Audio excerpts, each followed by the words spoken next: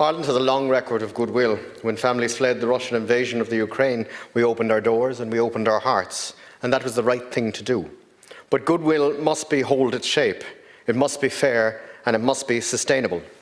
Across Europe, governments are adjusting their supports as the conflict continues. Germany has applied the same means test to those of its own citizens. The Czech Republic limits free accommodation to 90 days and has set modest monthly allowances. Poland has withdrawn its cash payments to private hosts. Slovakia has reduced its accommodation support by half. Ireland, one of the few states that has granted full welfare equivalent supports from the start. We still give a full medical card to every Ukrainian passport holder upon arrival, without a means test, without proof of prior residence in the Ukraine.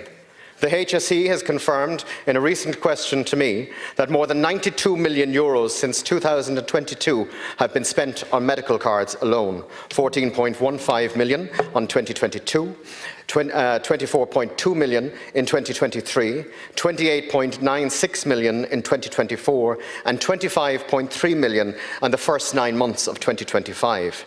At the same time, Minister, more than 16,600 Irish citizens, including 5,200 children, live in emergency accommodation or on our streets in many of our cities and towns. Many of our older cities, our older citizens, lose their medical cards because of small pension increases that push them over the threshold and face reviews after review, year after year. While the state has been able to fund large-scale supports for our new arrivals, our survivors of institutional abuse had to go on hunger strike for over 50 days outside the gates of this very Parliament to secure the modest pension uplift and a basic medical card for roughly about 4,000 people. The state has resourced overnight for so many groups in recent years, yet the survivors of these institutional abuses had to go and put their health on the line to be heard. That, Minister, contrasts a rising serious question about the priorities of the Irish government.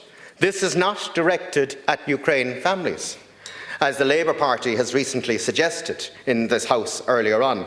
It is directed at a government that treats groups of people differently, based solely on political convenience instead of its own people. Fairness, Minister, demands one standard, and I ask the government to ensure that we do have the one standard for everybody in this country. Thank you.